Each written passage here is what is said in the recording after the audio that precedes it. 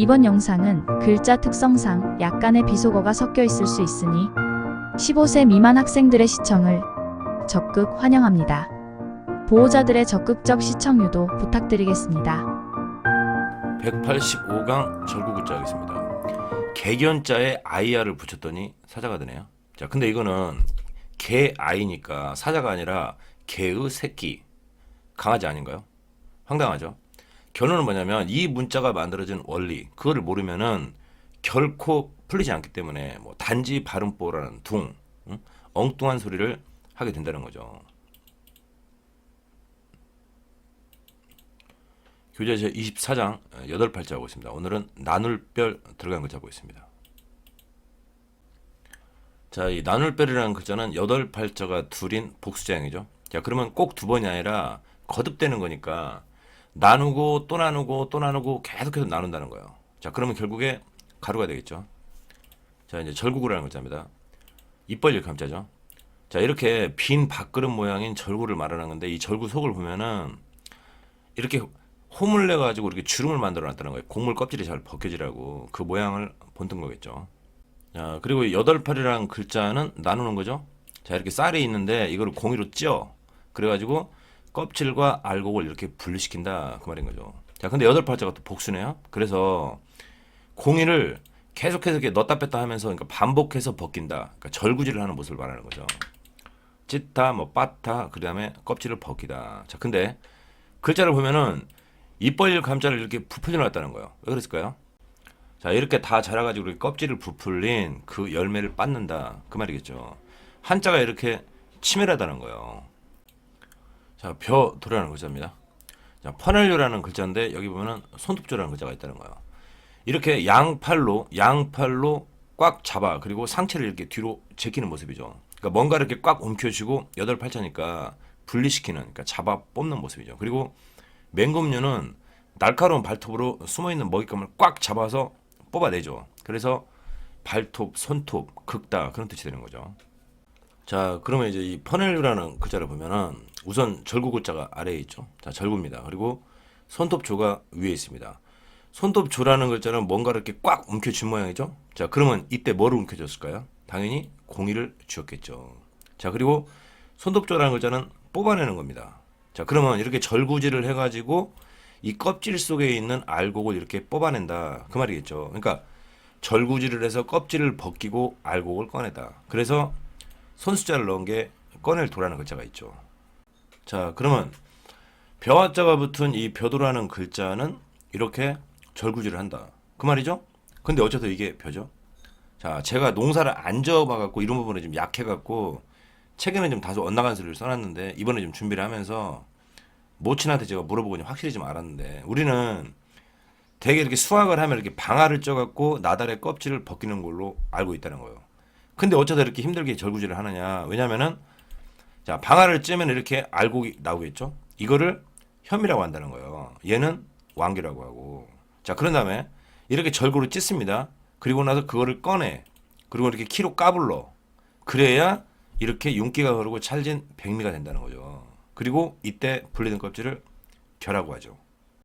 자, 참고로 이거는 저도 이제 그런 경험이 있는데 이 왕겨는 불 뗄 때 쓰고 이거는 뭐 돼지한테 먹이고 그랬다네요. 자, 아무튼 이거를 뭐라고 하냐면은 도정이라고 하는데 이게 무슨 말이냐면은 이 글자에 절구글자를 넣는 거는 뭐냐면 이렇게 두 번에 걸쳐서 그러니까 겉껍질은 왕겨와 속껍질인 겨를 분리시키는 그 과정을 말하고 있다는 거예요. 자, 정리를 하면은 한 번 벗기면은 현미, 그 다음에 이제 속껍질까지 두 번 벗기면은 백미가 되는 그런 이 도정 과정을 거쳐야 하는 그 벼의 특징을 말하고 있다 이거죠. 자, 이제 끝으로 글자를 한 번만 더 보면 이 손톱조자는 꼭 이렇게 양손으로 이렇게 키를 쥔 모습처럼 보이지 않습니까? 그러니까 절구질을 하고 이렇게 키로 까부른다 그 모습이 연상이 된다는 거죠. 그러니까 한자가 이렇게 치밀하고 또 매우 함축적이라는 거죠. 자, 빠질 한번 보겠습니다. 빠지다, 빠뜨리다, 함정, 모함하다, 결점, 함락당하다. 자, 이게 함정함이라는 글자인데 여기 흑토를 넣으면은 구덩이감이 되죠. 자, 결론만 빨리 말을 하면은 절구구라는 글자는 이렇게 움푹한 절구입니다. 자, 이게 구덩이인데 여기에 이렇게 사람이 빠져 있다는 거예요. 특히 일어선 사람인 사람 인자를 썼다는 거예요. 왜냐면은 주저앉아가지고 포기한 게 아니라 여기에서 빠져나오려고 지금 발버둥을 치고 있다는 거예요. 자, 그러면 자꾸만 이렇게 미끄러져 내려가면서 흙도 이렇게 아래로 함께 쓸려 내려가겠죠? 그게 바닥에 언덕 붙자 점점 쌓인다는 거예요. 그러니까 구덩이에서 빠져나오려고 발버둥 치고 있는 모습이죠. 자, 근데 문제는 어째서 여기에다가 절구구자를 썼느냐 하는 거죠. 왜냐면은 절구는 곡물을 찢죠. 자, 이 곡물을 달리 말을 하면은 열매, 식량, 먹이 그런 말이 되죠. 그러니까 이 사람은 지금 이렇게 먹이로 유인을 해갖고 덫을 놓듯이 어떤 유혹에 걸려 들어가지고 함정에 빠졌다 그 말이 되는 거죠. 또 이 절구는 공이로 이렇게 찢는 도구죠. 그래서 적을 공격하려고 파놓은 함정이 되는 거고, 또 절구는 열매 껍질을 벗긴다는 거예요. 그래서 상대 속내를 이렇게 까발려 가지고 망신을 주려고 함정을 팠다. 그럴 때 뭐 이 말을 쓰는 거죠. 예를 들면은 이 사람이 자주 가는 길목에 지갑을 떨어뜨려 놓고는 이게 뭐지 하고 그거를 집어드는 순간에 그 사람을 도둑놈으로 모는 경우죠. 여러분 봤죠? 얘가 원래 이런 놈이에요. 쟤 도둑놈이야. 그런 경우죠.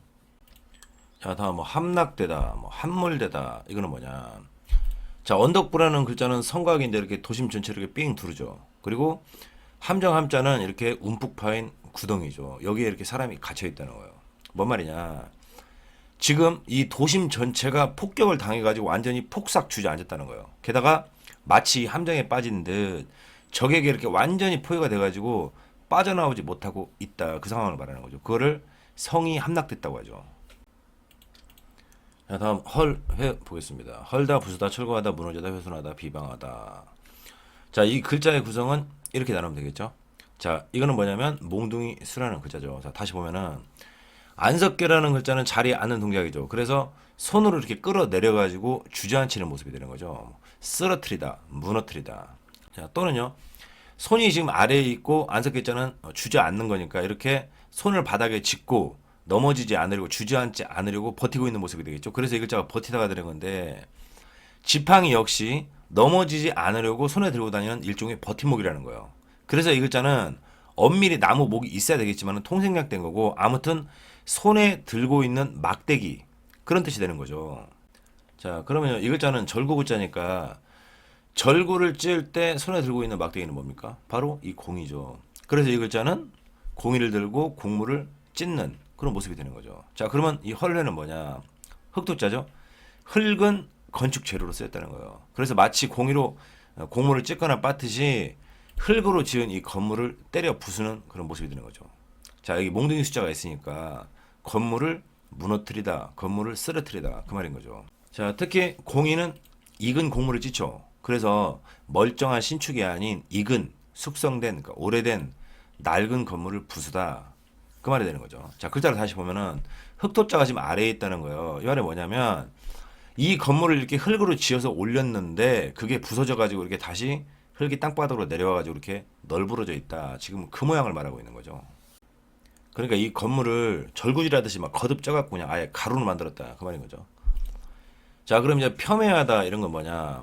방아는 곡물을 찢죠. 곡물은 열매고 열매는 성과를 상징하죠. 그래서 마치 이 높은 건물을 때려 부수듯이 남이 쌓아 올려놓은 공적 또는요 그것으로 인해서 쌓은 명예라든지 얻은 명성 그거를 무너뜨리다 그런 일이 되는 거죠. 자, 특히 몽둥이수라는 글자는 끌어내려 그 다음에 주저앉히는 모습이죠.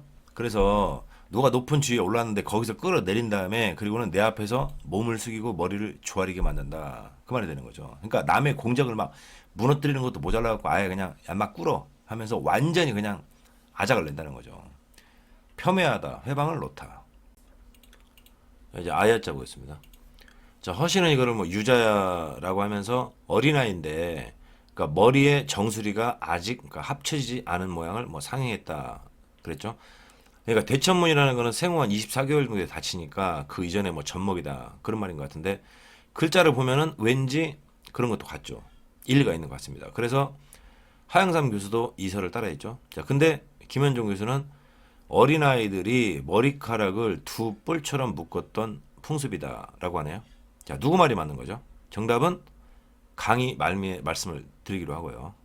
자, 근데 문제는 이 글자가 대천문이 열린 아이든 아니면은 뭐 뿔이 두 개 달린 것처럼 뭐 따은 머리가 됐든 뭐가 됐든 그러면 어째서 이 아이아자가 들어가는데 이거는 산이 높다, 물가, 옷이 해지다, 다투다, 사자 이런 게 되는 거죠.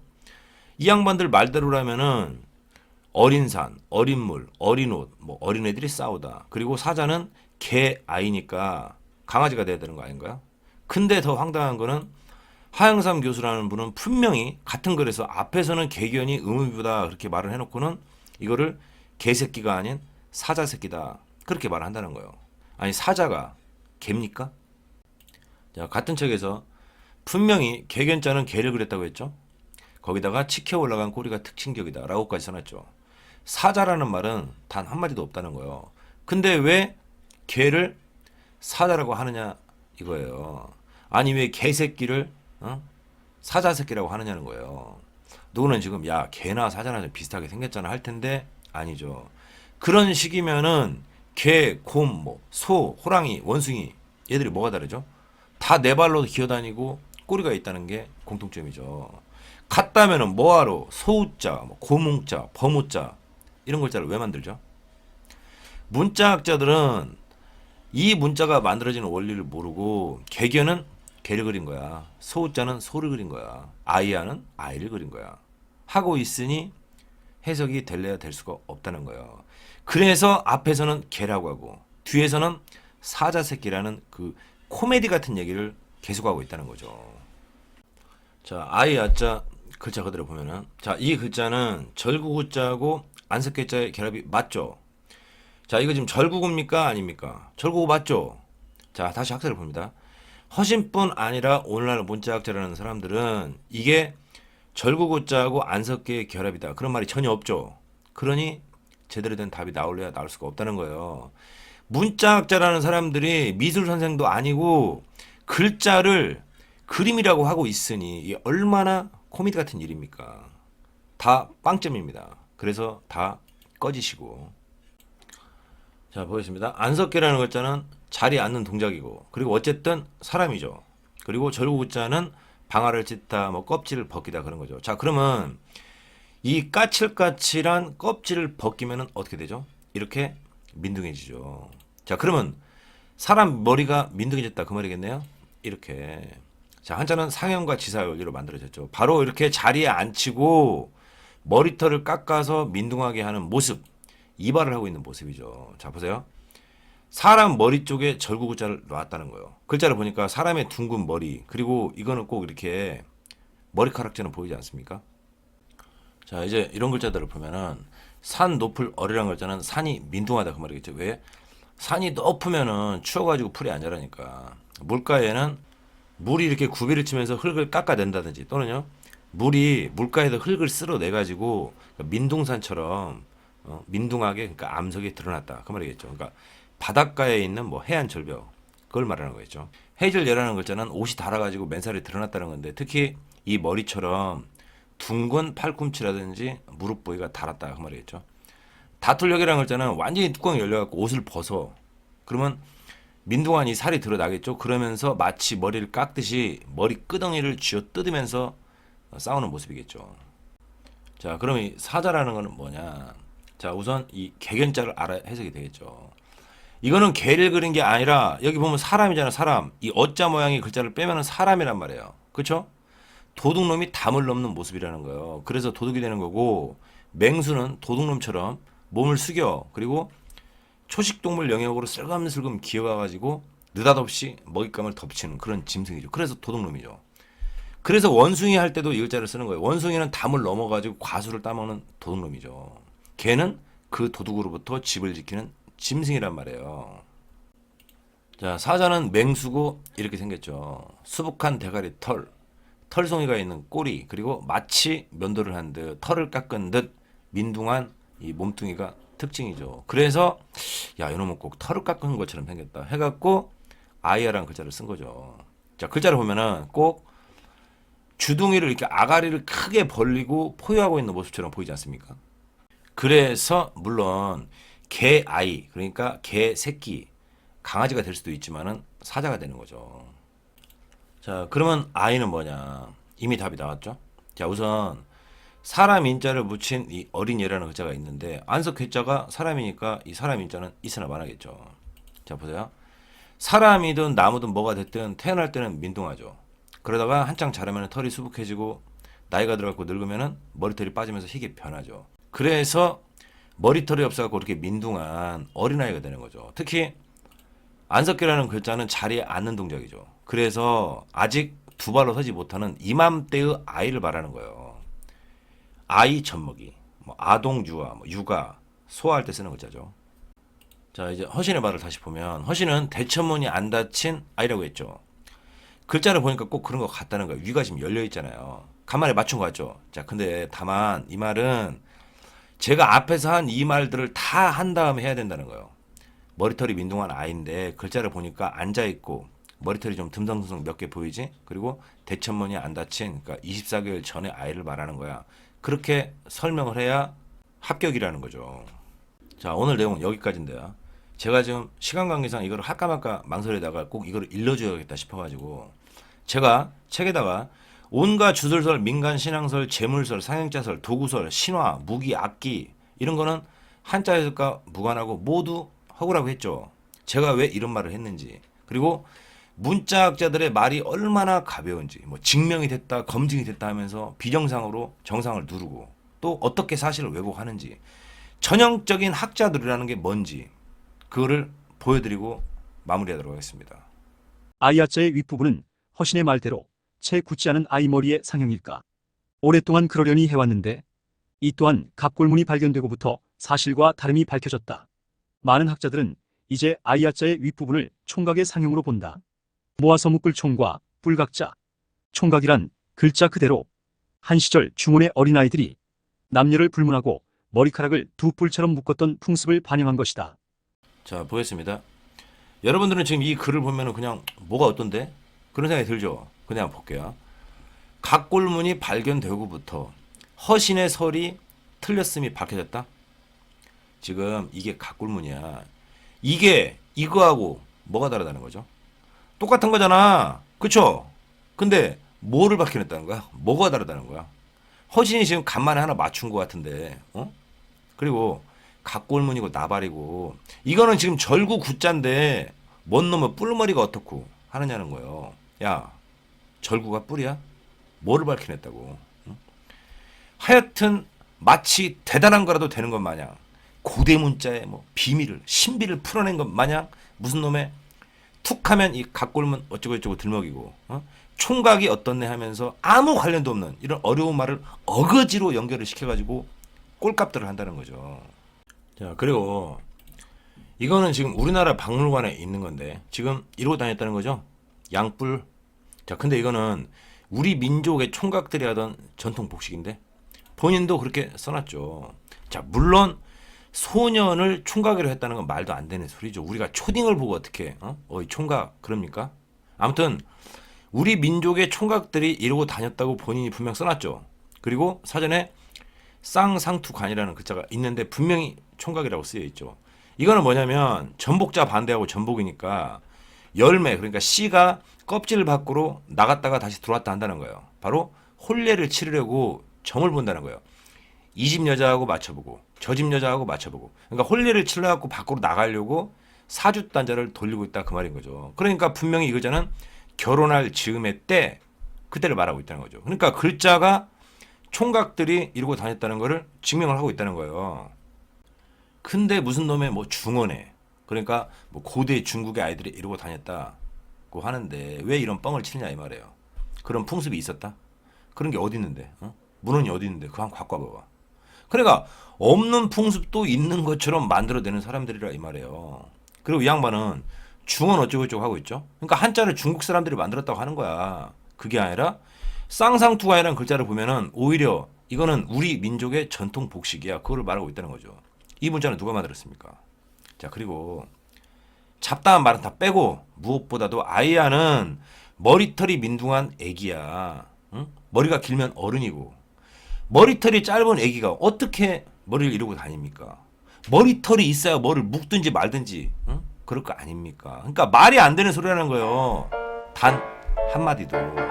이게 바로 오늘날 문자학자들의 실태라는 거야. 지금까지 거짓말 불량한 자의 부자들이 이를 박박 가는 방송.